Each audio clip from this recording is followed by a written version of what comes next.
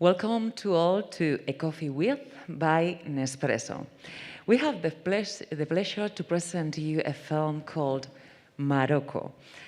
4 years after his feature debut, Meda, or The Not So Bright Side of Things, won Hearts of Sarajevo for Best Director and Best Actor at the Sarajevo Film Festival. Romanian director Emanuel Purbu is presenting at the Cinemaldia's new directors section his second film, MAROCCO. MAROCCO is produced by FAMART, represented here by Miruna Berescu, and starred by Servan Pavlou and Andra Indicriau. We have the pleasure to have here 3 of them. Welcome to all to Cinemaldia. Thank you. Hello. I'm Emanuel Miruna, so now. Emmanuel, that's it. Yeah. Servan there, and Miruna. Yes. Fantastic. Emmanuel, this is your second film as a director, and it deals with the relationship between a father and his daughter, Magda, in a moment when she begins to question her father figure, but at the same time, the father begins to doubt her. What inspired you to tell this story?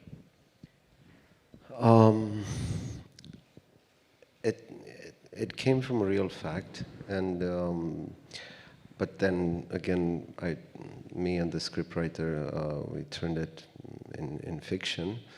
There's a certain thing that I think of. I think every day. The letters to the Romans, from how do you call the apostle? You know, the 12 disciples. Mm-hmm. You call apostle, right? Yeah. In Spanish, apostol? Apóstoles. Yes, apóstoles, okay. The Apostle Paul says in the Romans that I always do, I don't do the good I intend to, but I always do the bad that I don't intend to do. So I'm thinking of that each and every day. I think we all human beings do that. We do some sort of bad things without knowing it. And everybody has good intentions. I don't think there's any bad people around us. There's only good people with good intentions, but sometimes my good isn't your good as well. And we end up with people dying at the end of the film. And the personal fact inspired me, and then I talked with Miruna a lot because we discuss a lot our films, because she's the producer and we are a team. And yeah, I think things that come from real life inspired me, basically. And I think in the most powerful form of love is the one between a parent and a child. So I think this thing can be discussed over and over and over again. Definitely. Miruna, the production started the last week of July and ended on 23rd August. I imagine that as a producer, filming in the middle of the pandemic must have been extremely challenging. Which struggle did you have to face up to respect the health and social regulations at the time? It's been almost a year, and probably we tend to forget that what was hard and to put it behind us, especially when we see the result. But I can remember that it was a difficult time for all of us. I mean, not all of us as a team, but all of us as, in the world. And I remember that we started the preparation of the film when we didn't talk about pandemic at all. I mean, at the end of 2019. And all of a sudden, I don't know, it's like cut, and 4 months or 5 months later, we were all locked down in our houses. And we were questioning about our own lives. And then we were questioning about our professional life as well. And when the lockdown ended, and that was probably April or May to 2020, we had to make a decision what to do. we used to know a little bit less about the pandemic and about the virus and everything back then. So we had to make a decision as a team together what to do to decide whether we should take the risk and the chances to shoot and go on with the production, meaning spending the money that we had, and we didn't have a lot of money for the production, and risk to, to be interrupted or to lose it or to be cut in the middle, or to wait, we don't know, until further notice, as we say. And as a team with Emmanuel and everybody involved, we decided to take the chance and the risk and to schedule the production, the shooting. And that was exactly as you said, because I don't remember exactly the date. You're more exact than we are. And apparently we were right, because what happened in autumn, that was the decision. Shall we shoot in summer, during summer, or shall we wait until, I don't know, autumn? And then the second wave came, as I remember. So at the end, we took the right decision, apparently. For sure. Servan, you play a controlling and authoritarian father, a role model of masculinity and fatherhood that is being questioned nowadays here in Spanish, yes, I'm not sure, maybe in other countries. What was the process of... Romania is just an ordinary guy, it's mainstream. Yeah. What was the process of bringing the father to life? Just show up to the... Because now I am a father and I have a daughter, and the problems that the script raised could be the problems generally valuable for any father in the world, I suppose. So the problem was to act accordingly. It was an effort of imagination to do this. For me, it's a very interesting story in this aspect. It's a problem for... Actually, there is a story, an anecdotal one. Oh, please tell us. I asked permission. It's a very interesting thing that Emmanuel the first idea of this character was a woman.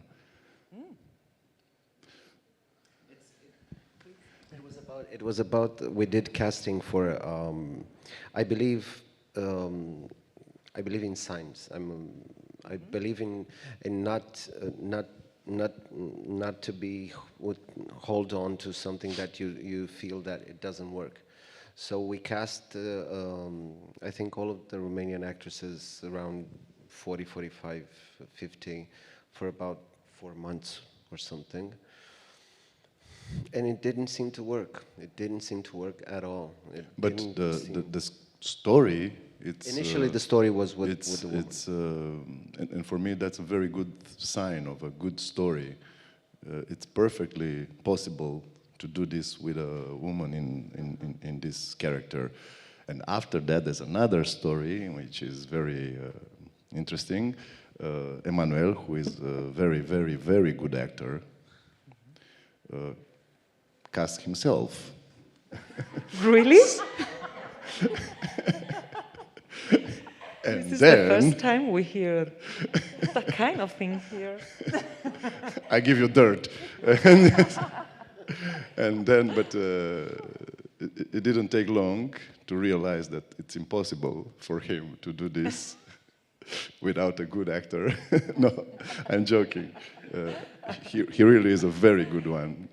We had, if we would have had, I don't know, 80, 90 days of shooting, it might would have been past 80, 80, 80. It would have been, because there's a I great think 80, director. 80 days of shooting is the total of the Romanian cinema No, we per we year. have- And we have we have 90 a- days of shooting. we have a very you good- do have to do everything, all the movies. We have a very good actor, a very good director in our country who shot his film in 80 days. Yes. That was possible, yeah. But yeah, it's extremely hard and extremely difficult. So I started casting, and So Russian take control, and he did the right thing and called me. We totally agree. So that's very flattering and very flattering, because it was something right by him, by himself, and it's. I understand very well this process of when you do something on your own. It's his script, his movie. Actually, is in a way his debut, because Meda was a private story and with no money, so with a huge effort for him, and that was the first movie with some money from the cinema fund, and I was very excited by this that he called me, and yeah, it was a difficult part, very difficult, because of the time. It was the first time in my life when I had that feeling that 3 or 4 days more days of shooting would make a difference, because everything was very, very tight. Daily, day after day after day, you should end a scene, you should end it at 2 o'clock or at 6 o'clock, and it was very difficult. yeah, it was hard because of the pandemic. Totally switched the rules. It's my the DOP of the film, Silviu Stabilo. The first film, it was made with him as well. So we always worked together. It was the crew. Everything was with much more time than usual. The actors come in, so we see the setup, then the actors go out, then the light department comes into the interior, and then the light department goes out, and then the grip department comes in, and then the grip department goes out, and then the sound department comes in, and then we do the thing again with the actors. So everything triples, the time triples. And Miruna was on the set all the time. I and he was said, I was going to ask her. no, not 3. When the 3 of us or 4 of us were together, please, spread, please. No, we are talking. No, spread. No, come on. What are you doing here? Mask all the time. Mask. You have to do this now, here. No, get out. Okay, That wasn't me. I have to mention that wasn't me. I'm not saying get out. I'm only saying mask please, all the time. This is how I'm recognized now. Put your mask please. Miruna, mask please, yes. But what you forget to say, maybe to mention, is that yes, with the pandemic it tripled, but you didn't mention the number of takes that you usually, yeah. Yeah. Yes, please answer. Please, average. Awkward Answer the silence. question. I don't know what they're talking about. Yeah, average. Average. I don't know, 25, 30. Average. Wow, Thank you. challenging. Yeah, wow. Thank you very much. Congratulations. Thank you. Again. Emmanuel, in the film, illness is constantly present in the background. Magda is a volunteer in a children's hospital. On the contrary, the attitude and obsession of the father with a necklace, in this case, shows contrasts with the seriousness of the situation of these children. What do you want to express by showing this double reality? I usually see the difference between the American realism and European realism. It's extremely wide. There's a gap in those type of realism and the way in expressing a film.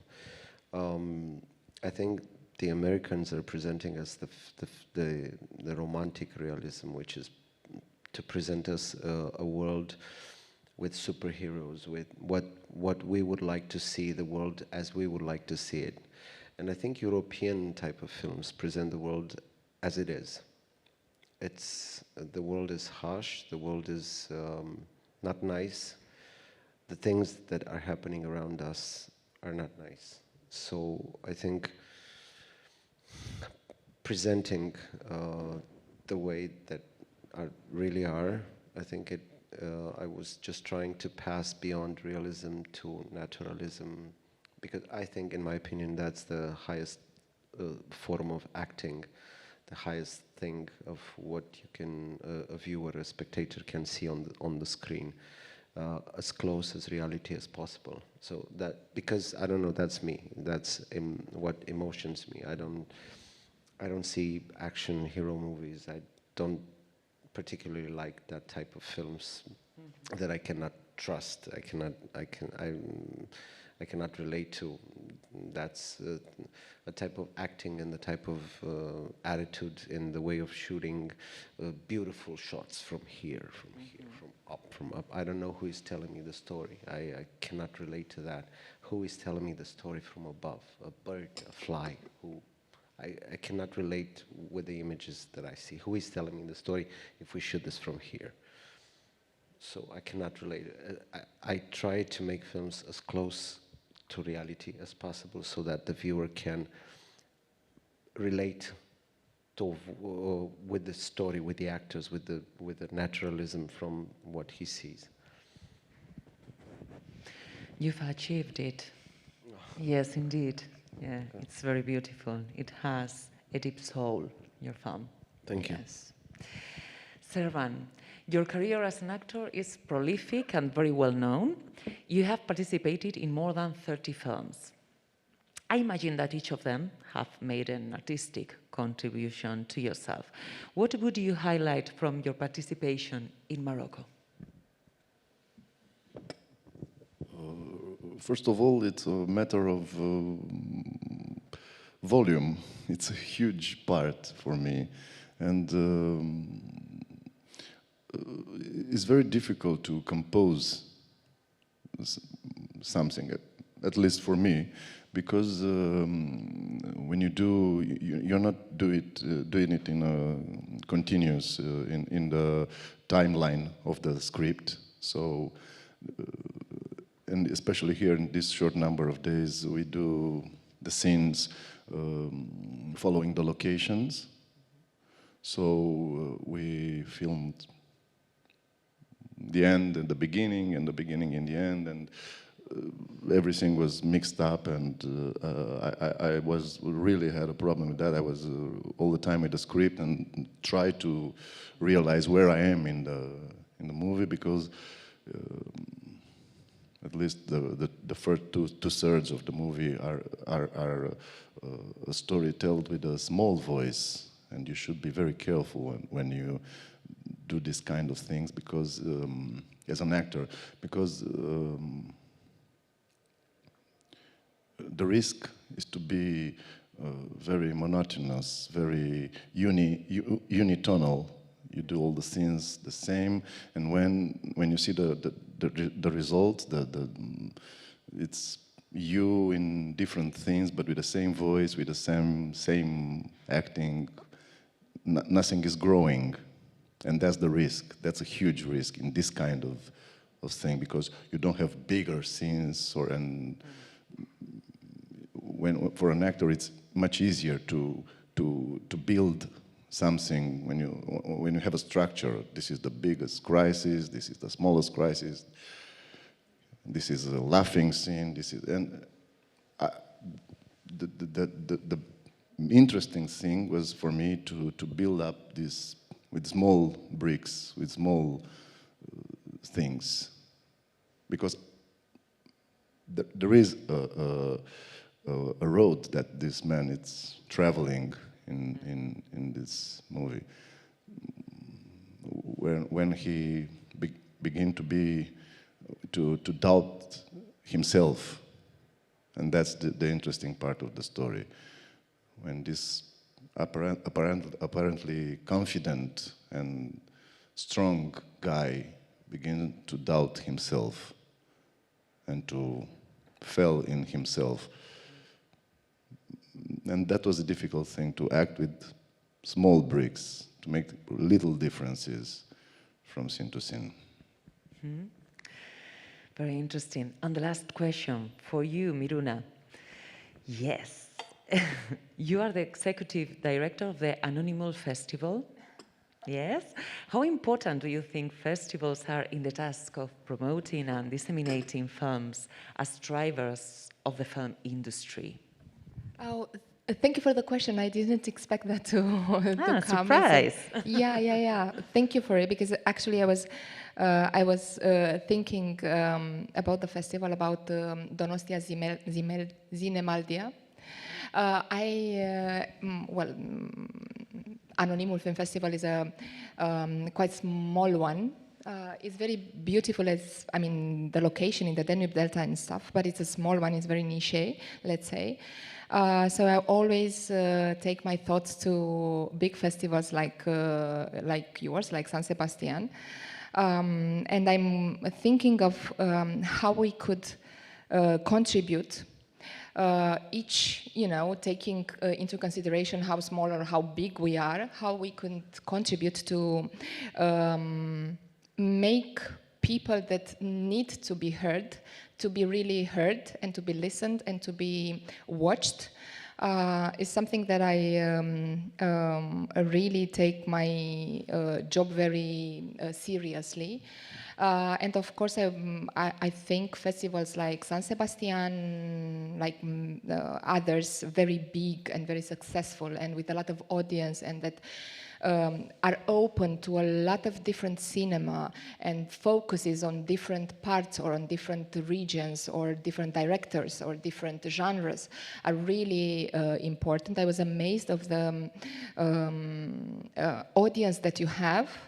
And of course, I was comparing to what happens in Romania in terms of cinema audience. I have seen a lot of seniors going to the cinema around 10 o'clock, let's say, and staying in the cinema hall. It doesn't really happen in Romania, and this is saddening for us, but it's also a ray of hope that we could bring films that need to be seen to their audiences, and it's our, in a way, responsibility to do that. So I really think festivals are a very big part, a part of the distribution or a TV or distribution in the cinema halls in different parts of the world.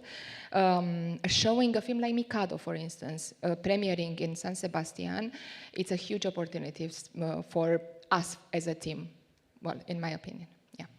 Thank you very much for your feedback. Thank you very much. And thank you for this fascinating and funny interview. Thank you very much. Oh, really? Me too. Why not? We look forward to seeing you in the next editions as well, and enjoy your stay here. Thank you very much. And to finish this interview, we will watch the trailer of the film.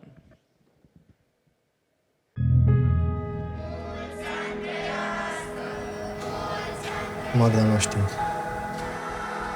Nici nu pot suna de tasul n-a știut. De fapt, știi cum? Nimeni n-a știut, mă, ta să da singur, de fapt. De ce vrea tasul să plătească înmormântarea? De dragul tău? Ce cauți aici? Mă, ce cauți aici, șefan? Infirmierele fură de la copiii bolnavi de cancer. Azi, acum, o dai afară.